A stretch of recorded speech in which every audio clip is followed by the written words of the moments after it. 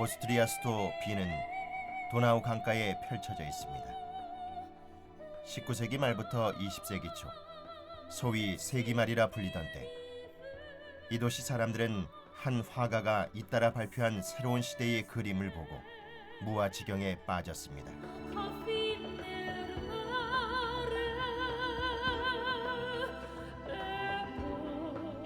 그의 그림들은 매우 유혹적이고 호화롭고 찬란했습니다.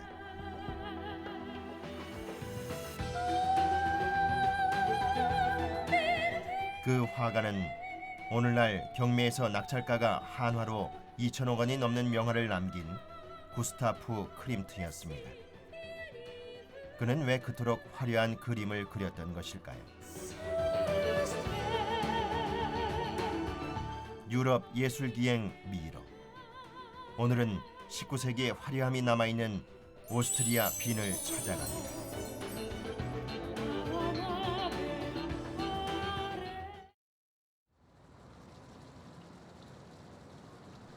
오스트리아의 수도 빈. 이곳에 명문 귀족인 합스부르크 왕가가 거점을 둔 것은 13세기 때였습니다.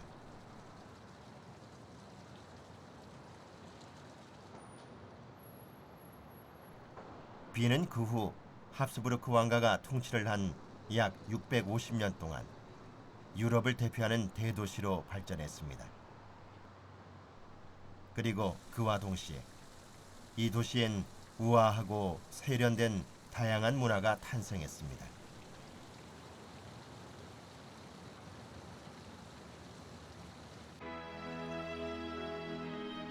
도시 남부에 있는 벨베데레 궁전은 예술의 도시 빈이 자랑하는 미의 전당입니다.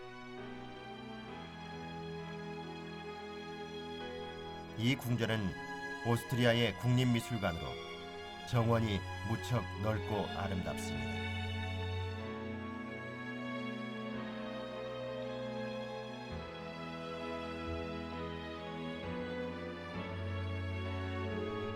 궁전이 미술관으로 바뀐 것은 1780년이었습니다. 합스부르크 왕가가 모은 귀중한 미술품을 전시하여 시민들을 위한 미술관으로 문을 연 것입니다. 관내로 들어가면 입구에서부터 눈을 즐겁게 해주는 장식들이 이어져 있습니다.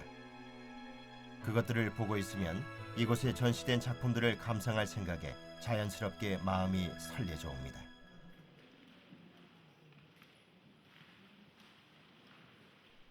이 미술관에서 가장 인기가 높은 것은 19세기 말부터 20세기 초에 그려진 여러 작품들입니다. 당시 오스트리아에선 기존의 관념에서 벗어난 새로운 그림들이 속속 탄생했습니다. 세기 말의 예술이라 불리는 그 작품들은 지금도 보는 사람들의 마음을 뒤흔듭니다.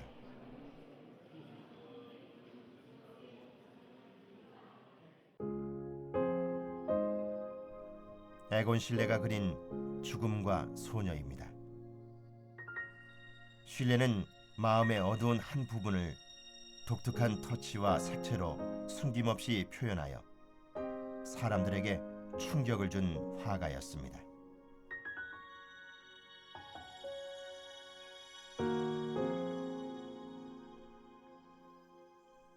연인을 제지하는 오른손, 그리고 사랑스럽다는 듯 머리를 감싼 왼손은 이별 이야기를 꺼낸 남자의 이기심을 나타내고 있습니다.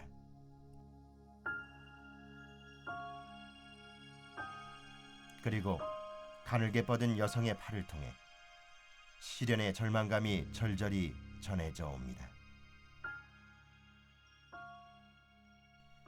16살이라는 어린 나이에 입학이 어렵기로 정평이 나 있던 미술학교에 들어간 에곤 실레는 그만의 독특한 표현으로 남녀의 생생한 천성을 대담하게 그렸습니다.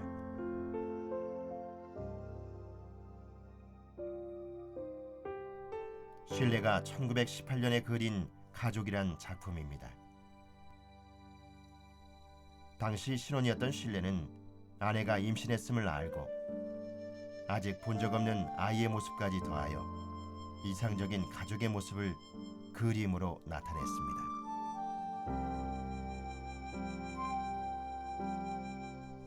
그때는 제1차 세계대전에서 패하기 직전이었습니다. 슐레와 그의 아이를 가진 아내는 이 그림이 그려진 해에 그 당시 유럽을 휩쓸던 스페인 독감에 걸려 젊은 나이에 죽고 맙니다. 그림을 덮은 어두운 색채는 미래를 암시한 것인지도 모릅니다.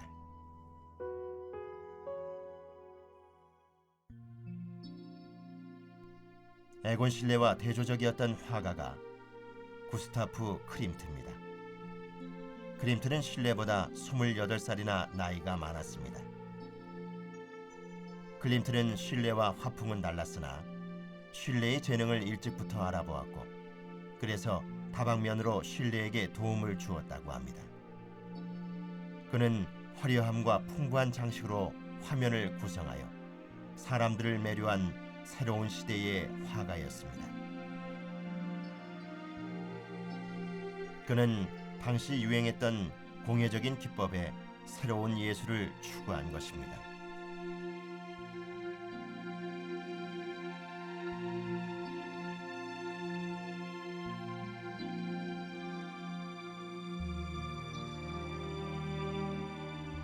그런 그가 확립한 독자적인 세계가 황금의 에로스입니다.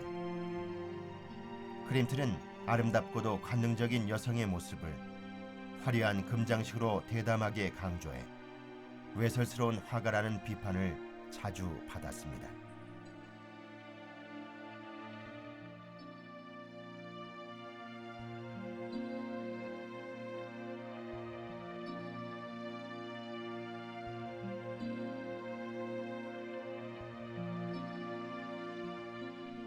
그러나 그에게 쏟아지는 비판에도 불구하고 여성들은 그의 작품에 마음을 빼앗기고 말았습니다. 크림트에게는 도시의 귀부인들로부터 초상화 의뢰가 끊이지 않았다고 합니다.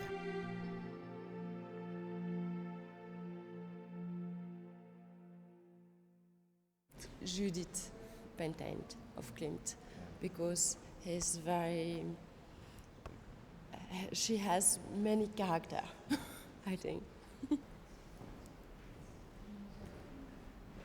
Ob mich malen würde? Ja, wenn ich ihn gut bezahlen würde, bestimmt. 신부는 크림트가 만년에 그린 작품입니다. 그는 평생 동안 새로운 기법을 추구했습니다. 이 작품은 황금 장식을 하지 않고 풍부한 색감을 살려서 그렸습니다.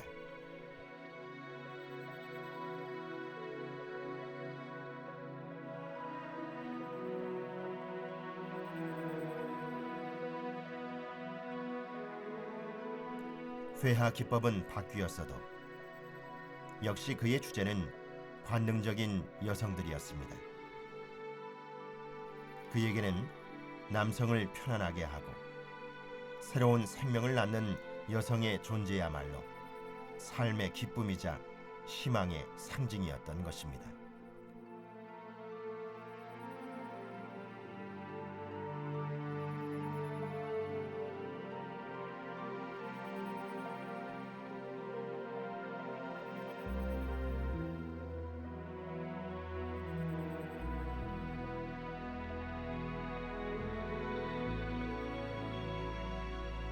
클림트는 평생토록 여성을 그렸고 그리고 여성들을 끊임없이 사랑했다고 합니다.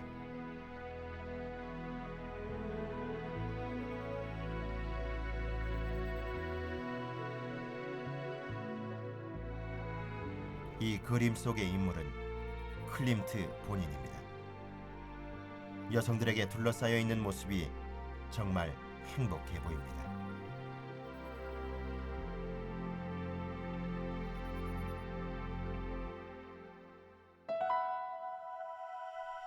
클림트의 최고 걸작인 키스입니다.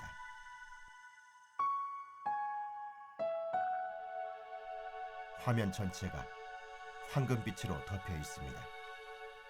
그리고 남녀가 하나로 녹아들고 있습니다.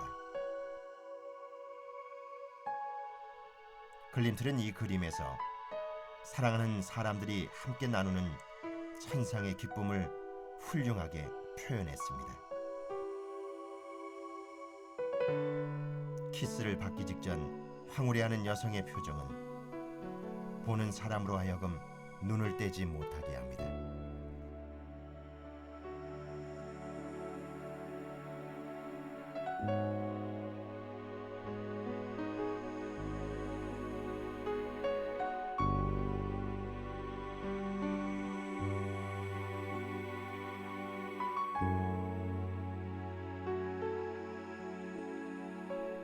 이 작품은 발표되자마자 오스트리아 정부가 사들였습니다. 외설스럽다고 비난받던 클림트의 화풍이 예술로 인정받은 기념비적인 작품입니다.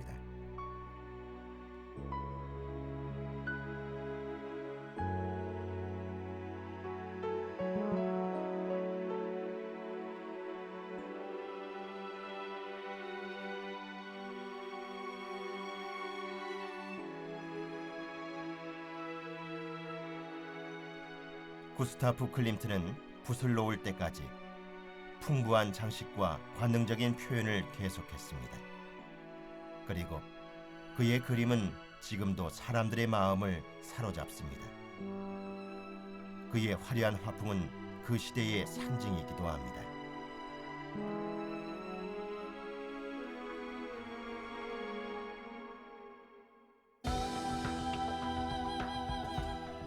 클림트가 살았던 때는 19세기 말부터 20세기 초였습니다.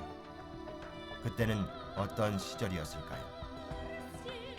세계유산의 도시 빈에서 당시의 흔적을 찾아보겠습니다.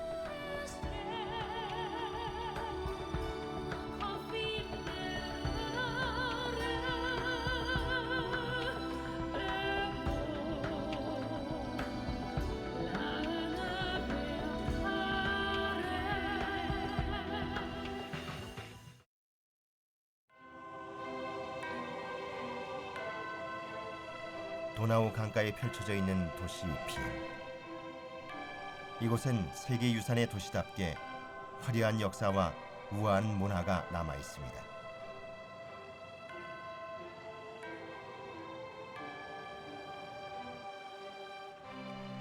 빈이 번영하기 시작한 건 13세기 말이었습니다. 합스부르크 왕가는 빈의 거점을 두고 황제로 군림하여 절대 권력을 휘둘렀습니다.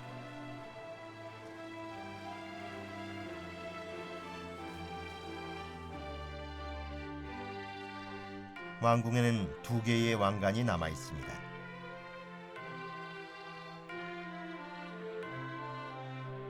하나는 오스트리아 황제 앞으로 온 왕관입니다.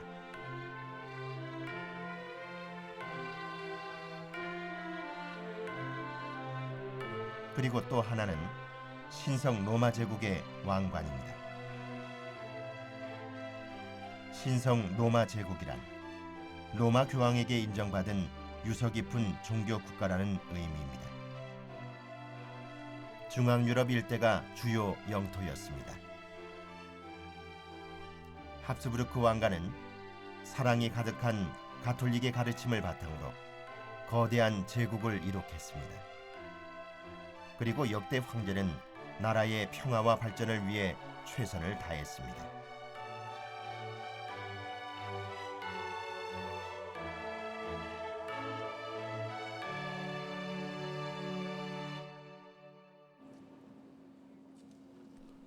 왕궁의 예배당입니다. 이곳에 합스부르크 왕가가 남긴 가톨릭의 아름다운 유산이 남아 있습니다.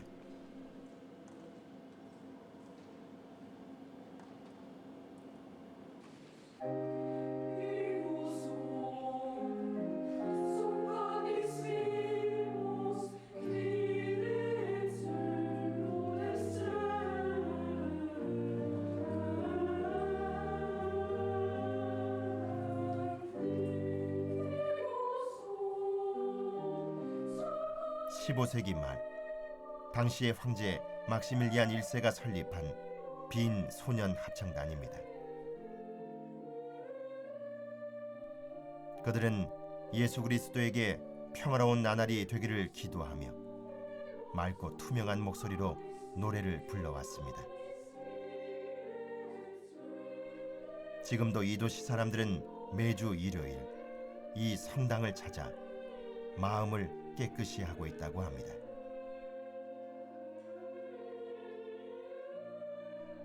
세계를 매료시키는 천사들의 노랫소리를 가까이에서 들을 수 있다니 정말 부럽습니다.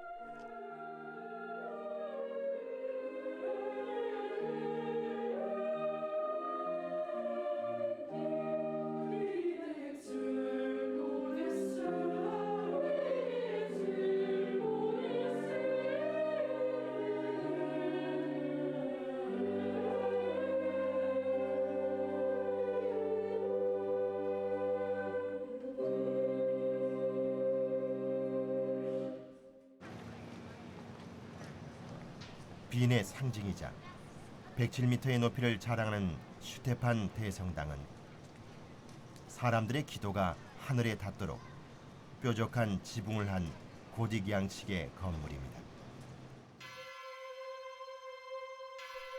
이 건물을 짓기 시작한 건 13세기 말이었습니다. 당시부터 이 성당은 신분의 높고 낮음과 상관없이 신도들을 평등하게 받아들여 많은 사람들이 찾았습니다. 오스트리아가 낳은 천재 음악가 모차르트의 결혼식과 장례식도 이곳에서 거행됐습니다.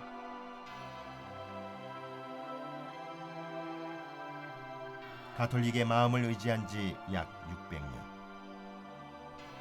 빈은 중세의 평화로운 분위기를 그대로 간직한 채 천천히 번영의 길로 들어섭니다.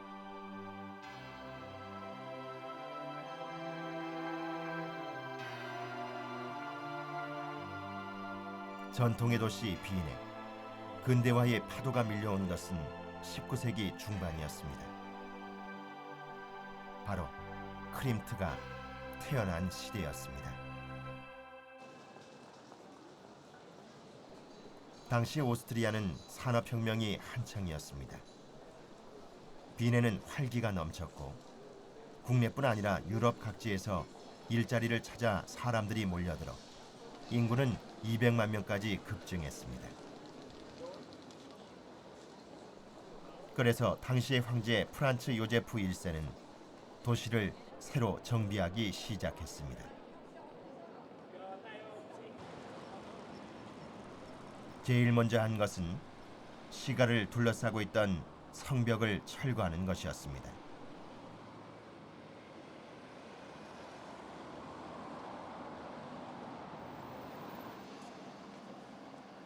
그리고 철거한 자리에 환상형 도로 링슈트라세를 만들었습니다. 한 바퀴가 4km인 이 도로를 피아크라 불리는 마차가 달립니다. 환상형 도로는 아주 좋은 관광 코스입니다. 이곳엔 19세기 말에 세워진 예술적인 건축물들이 많기 때문입니다. 그리스 신전을 떠올리게 하는 국회의사당은 1883년에 완성됐습니다. 국회의사당의 건축 양식에는 민주주의를 낳은 그리스에 대한 존경의 마음이 담겨 있습니다.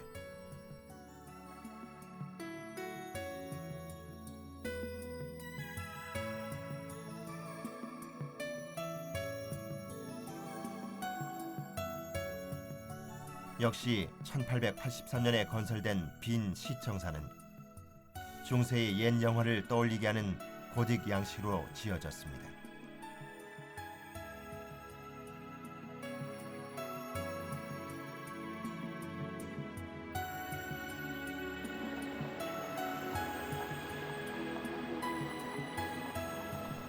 바로크 양식의 부르크 극장은 1888년에 건설됐습니다.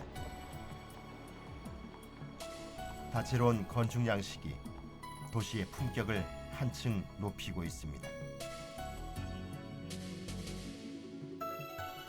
빈이 음악의 도시임을 상징하는 오페라 극장은 1869년에 완성됐습니다.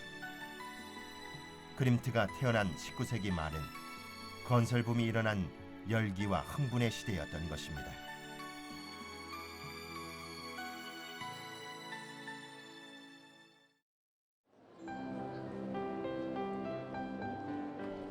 도시의 모습이 변한 건 19세기 말이었습니다. 빈의 새로운 문화가 탄생했습니다. 당시 개최된 만국 박람회를 계기로 카페가 속속 생기기 시작한 것입니다.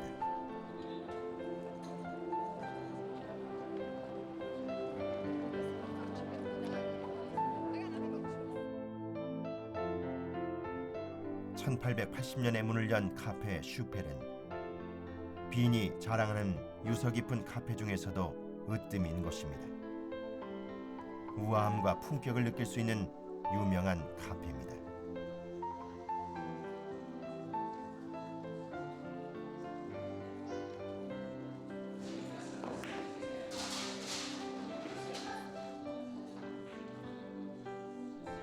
이 카페가 생기자마자 단골이 된 사람들이 크림트와 그를 따르는 예술가들이었습니다.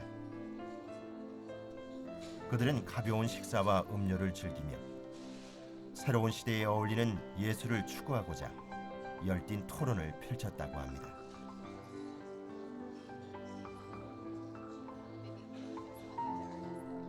지금도 이 카페에는 국내외에서 크림트를 좋아하는 사람들이 많이 찾아옵니다.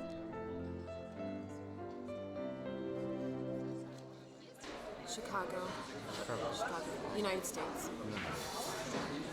Because art history is one of my favorite subjects. And he's one of my favorite artists. And The Kiss is one of my favorite pieces of art. I enjoyed The Kiss, which is one of his most famous modernism works, and we went to go see it at the Austrian galleries. So I think it's a very beautiful piece of artwork, and we've come here today because he used to come here as well. Der Bruder von Gustav Klimt und er selber haben ja ursprünglich im klassizistischen Stil gemalt. Also auch zum Beispiel im Burgtheater gibt es wunderschöne Fresken von den Brüdern. Und erst später hat er mehr oder weniger diese konservative Linie verlassen und ist zum malerischen Revolutionär geworden. Also das kann man sagen.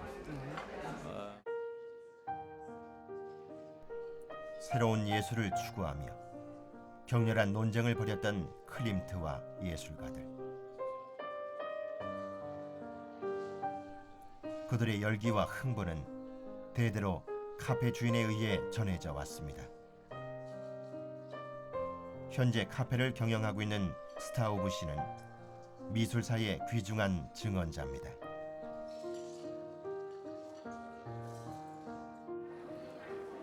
Ja, ich war ja damals nicht da, ich weiß das ja nicht, aber die waren sehr kulturinteressiert und sehr neugierig, haben alle Zeitungen immer gelesen und haben nicht viel Geld dabei ausgegeben.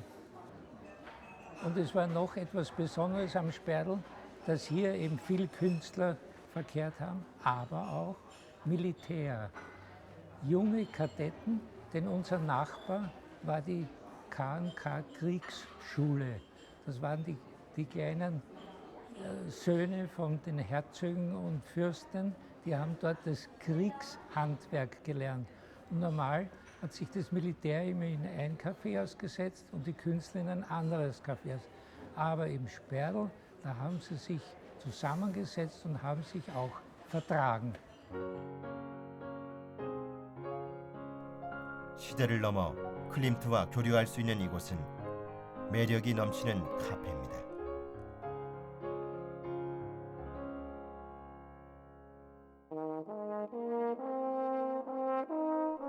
도시 교외를 초록색 풍경이 물들입니다. 이곳은 드넓은 포도밭입니다.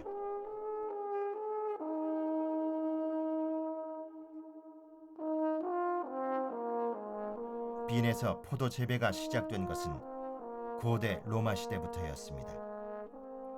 그 후 양질의 포도가 재배돼 품질 좋은 백포도주를 생산해 왔습니다.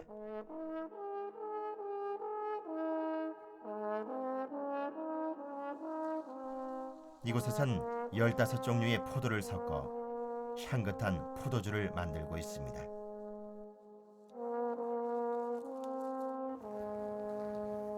Wir stehen hier vor einem Welschriesling-Stock. Welschriesling ist eine sehr spätreife Sorte, hat ganz kleine Beeren, ist sehr aromatisch, hat eine wunderschöne Säurestruktur und gibt unseren gemischten Sätzen einfach sehr, sehr, sehr fruchtige, aromatische, säurebetontes Bouquet. Da müssen wir sicher noch 4 Wochen warten, bis wir den ernten können. 백포도주는 향도 맛도 정말 산뜻합니다.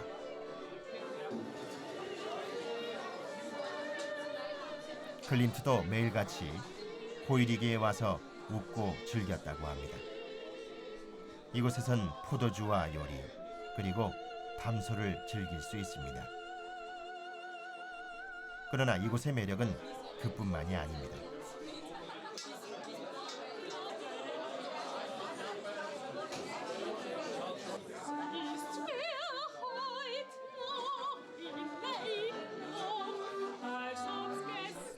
눈치 보지 않고 노래할 수 있는 것도 호이리게의 즐거움입니다. 노래소리는 자연히 가게 전체로 퍼져나갑니다.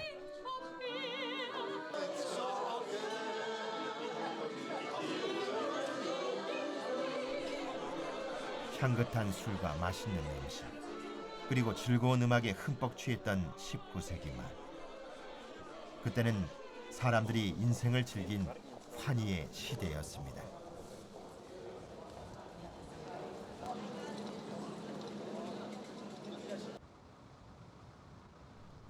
다시 미의 전당 벨베데레 궁전을 돌아보겠습니다. 벨베데레라는 이름은 아름다운 전망을 뜻하는 이탈리아어가 유래라고 합니다.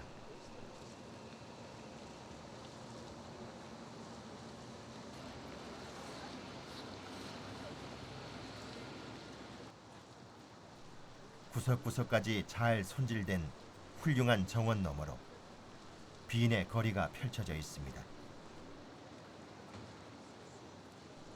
자신도 모르게 넋을 잃고 보게 될 만큼 멋진 전망입니다.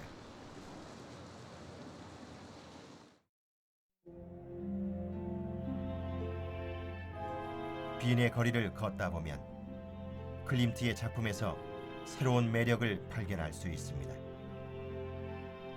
더할 수 없이 화려했던 문화,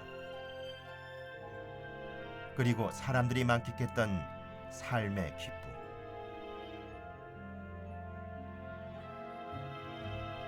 클림트가 황금빛 그림에서 표현한 것은 빈이 가장 빛났던 시절의 화려한 분위기, 바로 그것이었습니다.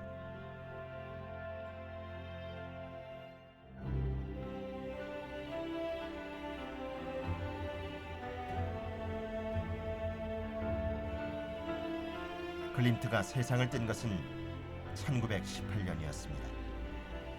그의 오스트리아는 제1차 세계대전에 패해 합스부르크 왕가의 화려한 역사도 막을 내렸습니다.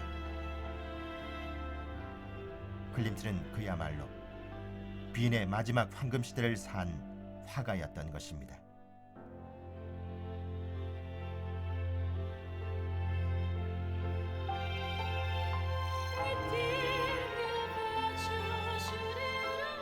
시대를 초월하여 사람들은 동경의 도시 빈의 가장 우아하고 후화찬란했던 자취를 클림트가 남긴 황금빛 그림에서 느끼고 있는지도 모릅니다.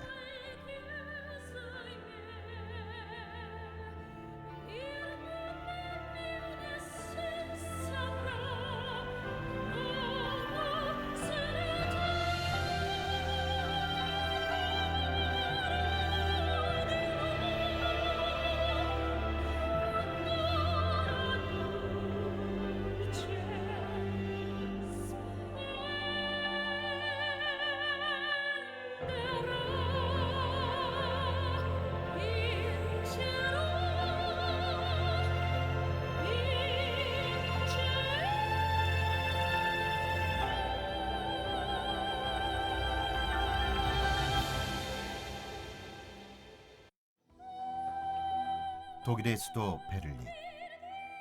도시를 동서로 분단했던 베를린 장벽이 붕괴된 것은 1989년 11월이었습니다. 이 도시엔 지금도 장벽의 상흔이 남아 사람들의 기억에서 사라지지 않습니다. 그러나 베를린은 힘들었던 세월을 지나 지금 다시 태어나려 하고 있습니다. 독일 통일 후인 1998년 문을 연 새로운 미술관 회화관입니다. 이 새 미술관은 유럽을 대표하는 여러 명화를 소장하고 있습니다. 그 이유는 무엇일까요? 유럽 예술기행 미로.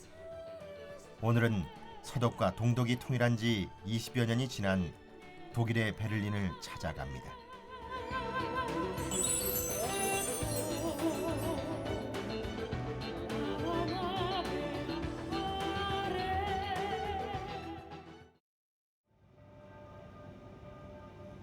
서독과 동독의 통일로 다시 독일의 수도가 된 베를린.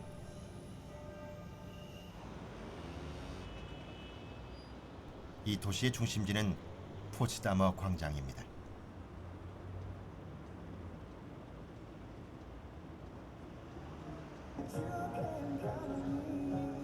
광장 교차로에 작은 눈썰 매장이 있습니다.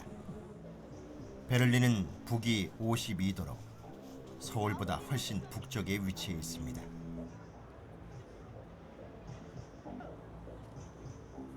아이들이 노는 모습을 보니 이곳에 평화롭고 여유로운 삶이 느껴집니다.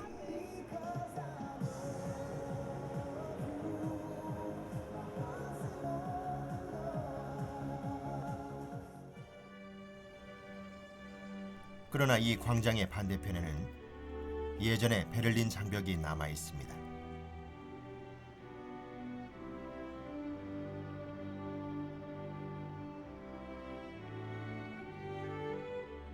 바닥에 깔린 돌과 그에 이어진 선이 이 장소에 벽이 있었음을 말해주고 있습니다.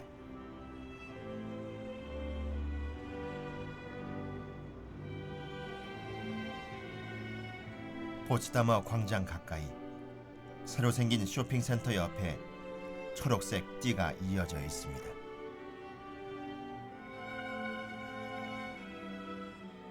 베를린 장벽은 이중으로 세워져 있었고 그 안은 완충지대였습니다. 이 초록색 풀밭은 그 모습을 표현하고 있습니다. 장벽이 있던 시절 동독에서 도망쳤던 사람들 중 많은 수가 이 완충지대에서 잡혔고 때로는 목숨을 잃었습니다.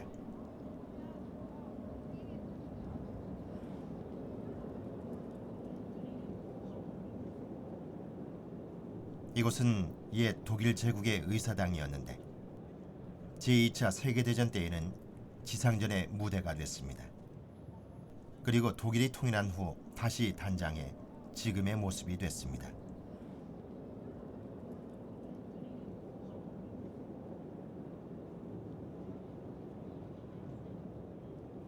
새 돔은 유리로 만들어져 있습니다.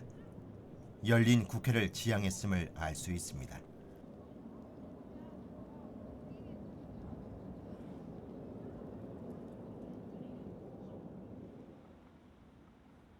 카라얀이 상임 지휘자를 지냈던 것으로도 유명한 베를린 필하모닉 오케스트라가 있는 필하모니입니다.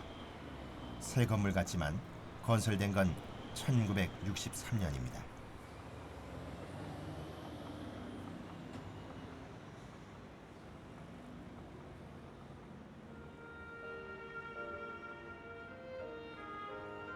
통일 후 포츠다머 광장 주변에는 여러 개의 문화시설이 들어섰습니다. 1998년에 세워진 문화 포럼이라 불리는 이 건물도 그중 하나입니다.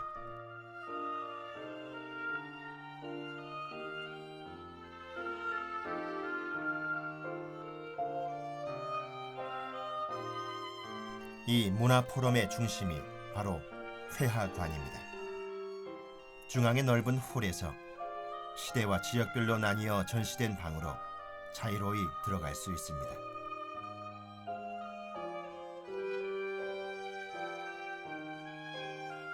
이 회화관에 있는 대부분의 작품들은 프로이센 왕국이 18세기 말부터 국가의 위신을 위해 모은 것입니다. 19세기 초에는 이미 일반에 공개됐습니다.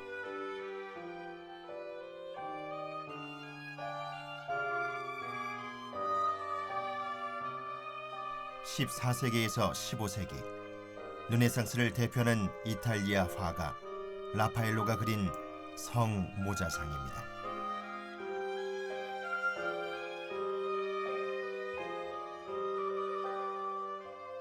피렌체 주변에선 둥근 액자 안에 그림을 그려넣는 방식이 유행했습니다.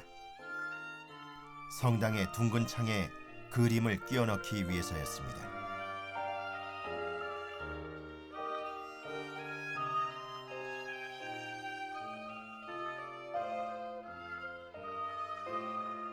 이 그림에선 윤곽선을 선명하게 그리지 않고 흐릿하게 처리해 형태를 만들어가는 새로운 기법이 사용됐습니다. 당시 피렌체에서는 중세일에 이어져 온 전통적인 기법에서 탈피해 과학적인 표현을 추구하고자 하는 움직임이 일어났었습니다.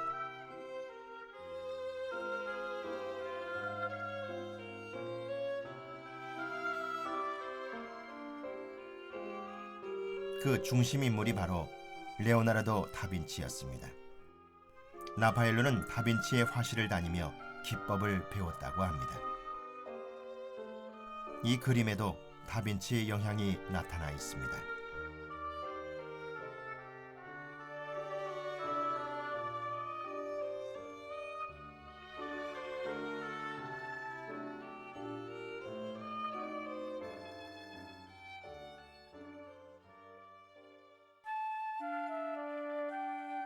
베네치아의 화가 티치아노가 그린 오르간 연주자와 함께 있는 비너스와 큐피드입니다.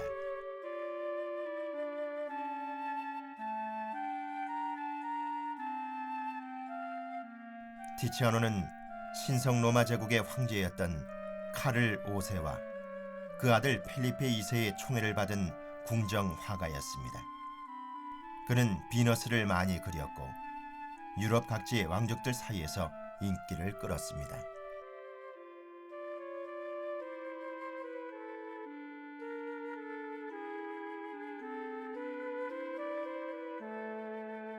이 그림에는 비너스 옆에 세속적인 오르간 연주자를 배치했는데 이 기발한 아이디어가 황제의 마음에 들어 비슷한 작품을 여러 점 남겼습니다.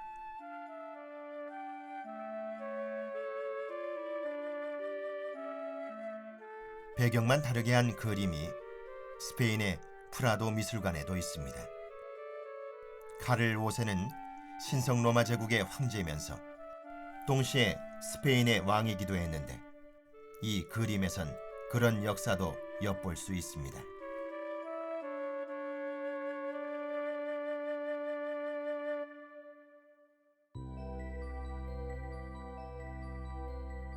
(17세기) 네덜란드 회화를 대표하는 베르메르의 와인잔입니다. 주인이 여러 번 바뀐 끝에 1901년 황제의 수집품에 추가된 작품입니다.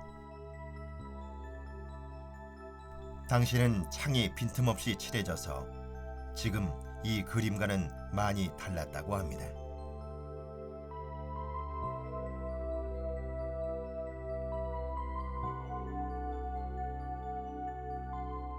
이 작품에서 인상적인 것은 유리창을 아름답게 표현한 것입니다.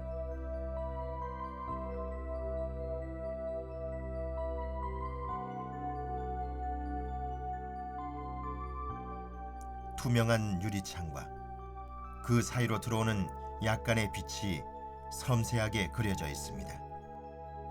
이 그림은 회화관에서 복원돼 본래의 아름다움을 되찾은 것이라고 합니다.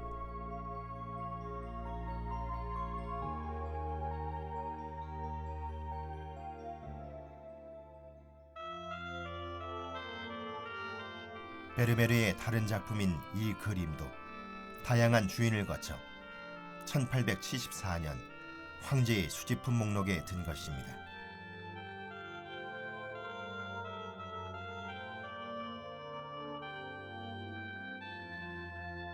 베르메르는 여성의 일상을 수많은 그림으로 남겼습니다. 이 그림에서도 진주 목걸이를 목에 건 여인이 혼자 즐거워하고 있습니다. 여인의 시선 끝에는 거울이 있습니다.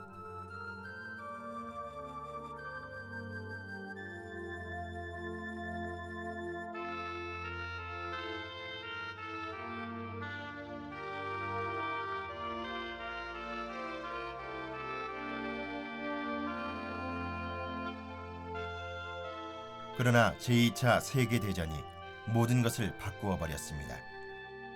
회화관에 있던 그림은 독일 각지로 분산돼 보관됐습니다. 전쟁 후 동서독일은 각각 그림을 모았고 독일이 통일된 후 다시 회화관이 소장하게 됐습니다. Die Wiedervereinigung der Museen, insbesondere die der Gemäldegalerie, war zunächst einmal ein großes Glück, das wir hier in Deutschland hatten, dass die geteilten Sammlungen wieder zusammengeführt werden konnten. Die Gemäldegalerie gehörte obendrein zu den ersten Häusern, die in dieser Form gemeinsam wieder aufgestellt werden konnten. Und das Glück und die Freude darüber überwog mögliche Schwierigkeiten bei weitem. Die Gemäldegalerie ist die einzige enzyklopädische, systematische Bildersammlung, die wir in Deutschland haben. Das bedeutet, dass wir hier die Geschichte der europäischen Malerei, der europäischen Tafelmalerei vom 13. Jahrhundert bis ins späte 18. Jahrhundert verfolgen können und präsentieren können. Sie ist so etwas wie eine Kunstgeschichte nicht in Büchern, sondern in Original.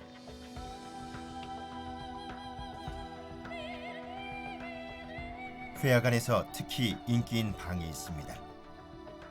루벤스, 벨라스케스와 어깨를 나란히 하는 네덜란드 회화의 거장 렘브란트의 작품이 있는 전시실입니다.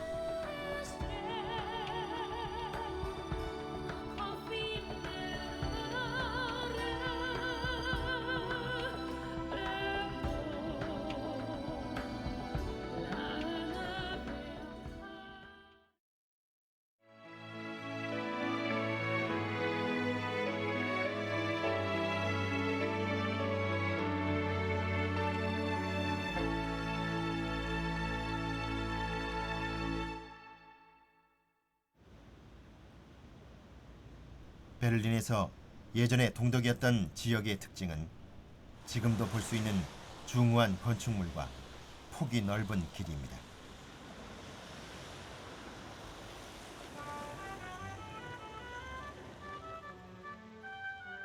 그곳에 늘어나고 있는 것이 거대한 그림입니다.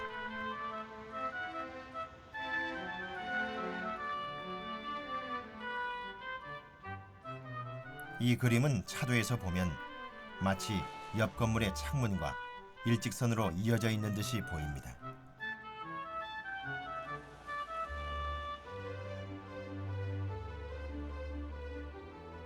이 건물의 일부는 하늘로 보입니다. 거대한 트리 같습니다.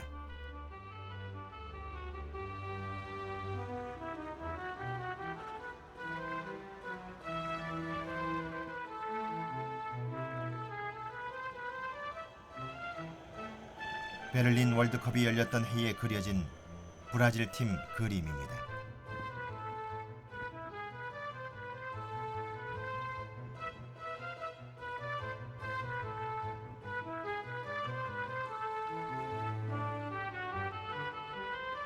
이것도 마찬가지로 브라질 팀 그림입니다.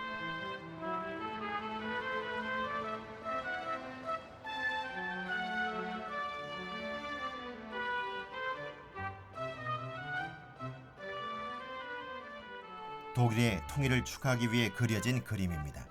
I love 베를린이라고 써 있습니다.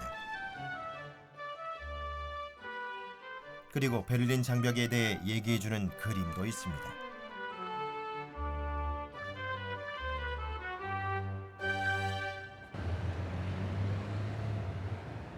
박물관 섬에서 약 500m 떨어진 곳에 현대 예술가들이 많이 모여 사는 건물이 있습니다.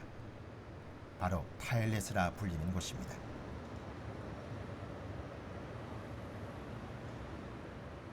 국기는 경계다. 이 문장을 베를린에서 보니 왠지 무게가 느껴집니다. 이 건물은 옛날에 유대인 거리에 있던 백화점이었습니다. 제2차 세계대전으로 폐허가 된 채 방치되어 있었는데 예술가들이 이곳에 무단으로 들어와 살기 시작했습니다. 그것이 타일레스의 시작이었습니다. 지금은 예술가들의 입주 기준도 정하는 등 체제를 정비한 시설이 됐습니다.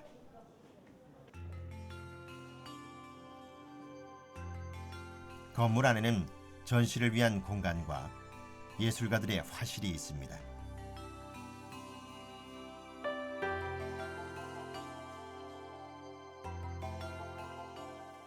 타일레스에는 시민들도 부담 없이 찾아와서 작품을 감상합니다.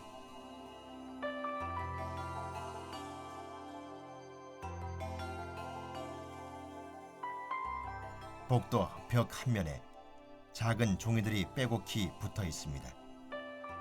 타일레스가 존폐 위기에 처했을 때 전 세계에서 보내온 응원의 메시지입니다.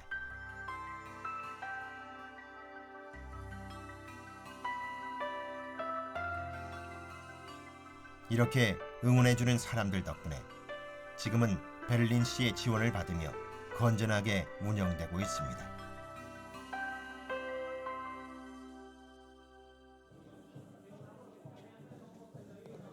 화실 안을 둘러보겠습니다. 겉보기와는 달리 잘 정돈되어 있습니다.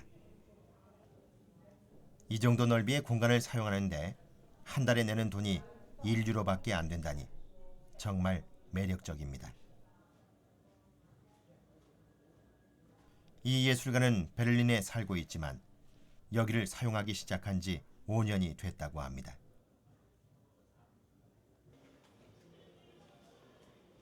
대부분의 화실은 늘 공개되어 있고 예술가가 자기 작품을 판매도 합니다.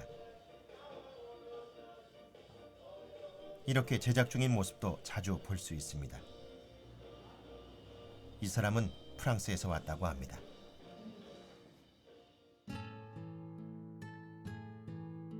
타일레스에 들어오기 위해서는 사전 심사를 받아야 합니다. 먼저 자신의 작품을 제출해 심사를 통과하면 이곳을 반년 동안 이용할 수 있습니다. 그리고 반년이 지나면 다시 반년을 연장할 수 있습니다. 그러나 이 동안에 예술가가 작품 활동을 하지 않으면 반년이 지난 후엔 이곳을 나가야 합니다.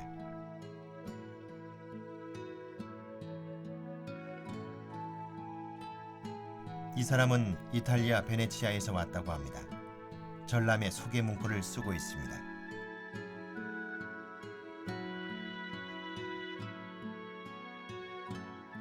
베를린에는 다양한 미술적인 자극이 있습니다.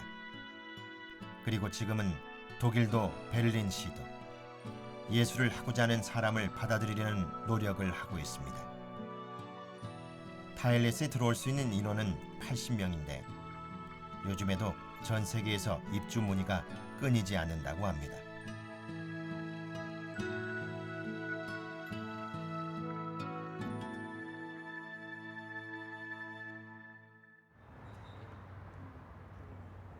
건물 뒤편엔 오브제가 많이 있습니다. 무거운 작품은 낡은 건물에서 꺼내기가 힘들어 처음부터 이 빈터에서 제작하게 됐습니다.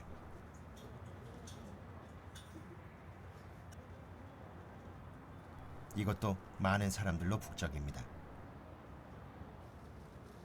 베를린의 현대 미술은 이처럼 사람들에게 개방된 곳에서 탄생하고 있습니다.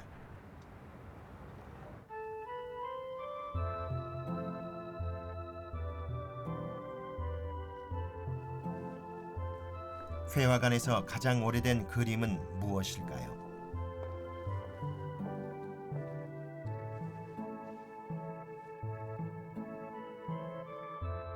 이것은 바로 13세기에 제작된 성당 장식화입니다.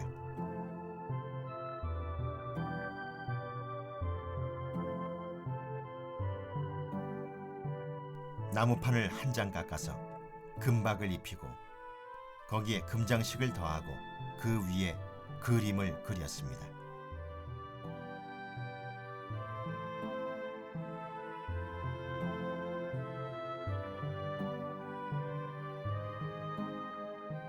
이 그림은 옛날 독일 서부의 도시 조스트의 성당 제단 뒤벽에 있던 장식화였습니다.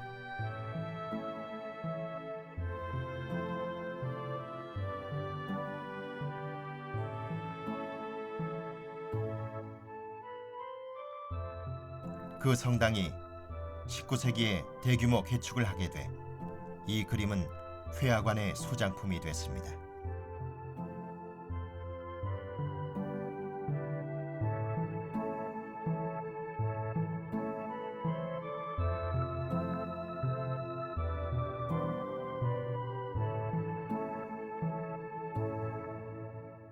Die Gemäldegalerie ist eine Sammlung von Tafelbildern, das heißt Bilder, die auf einer Staffelei in einem Atelier entstanden sind. Das gibt es noch nicht sehr lange. Es gibt sehr lange schon Glasmalerei, Wandmalerei und Buchmalerei, aber die Tafelmalerei ist demgegenüber eine relativ junge Erscheinung. Und deswegen sind wir sehr glücklich, dass wir dieses Bild aus der ersten Hälfte des 13. Jahrhunderts hier in unserer Galerie zeigen können. Es steht wirklich am Anfang der Geschichte der Tafelmalerei. Für die heutige Zeit ist die Gemäldegalerie ein Schatz aus der Erinnerungen, ein Schatzhaus der bildlichen Überlieferung des Abendlandes. Wir können uns nur mit unserer eigenen Gegenwart auseinandersetzen, wenn wir die Vergangenheit kennen. Es ist übrigens in dem Zusammenhang hochinteressant zu sehen, dass auch immer wieder zeitgenössische Künstler in diese Galerie kommen, um sich inspirieren zu lassen durch die alte Malerei. 회화관도 지금 모습 그대로 머물러 있지는 않습니다. 전쟁과 그 후의 혼란으로 많은 회화를 분실했고 아직 되찾지 못한 작품들이 많습니다. 그래서 그 그림들을 찾기 위한 노력을 지금도 하고 있습니다. 회화관은 예전 모습을 되찾기 위한 노력을 계속할 것입니다.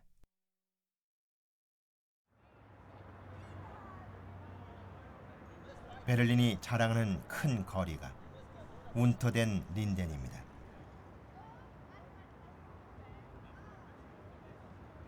이곳에도 기념사진을 찍는 사람들이 많이 있습니다.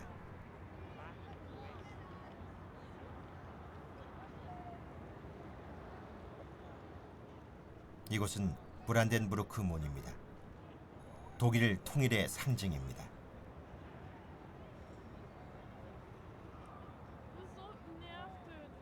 문 위를 장식하고 있는 건 승리의 여신 빅토리아입니다.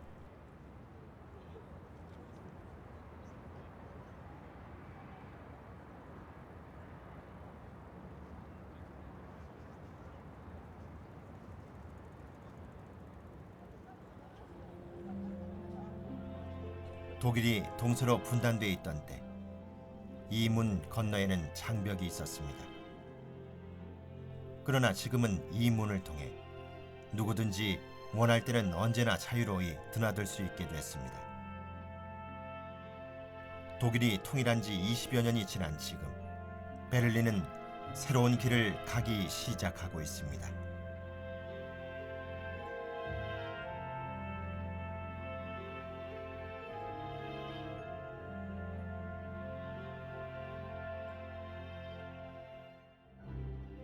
동서로 분산돼 있던 그림은 다시 한자리로 모아졌고 역대 황제의 수집품은 새 미술관에 자리를 잡고 방문객들을 매료시키고 있습니다.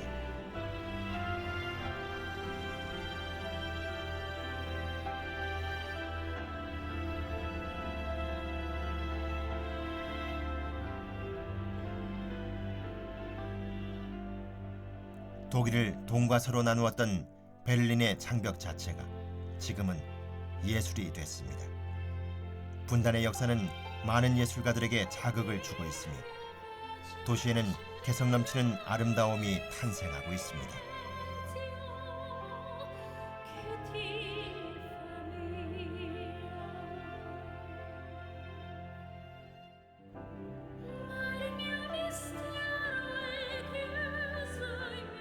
예술이라는 세계 공통의 언어로 베를린은 세계를 향해 뜨거운 메시지를 계속 보내고 있습니다.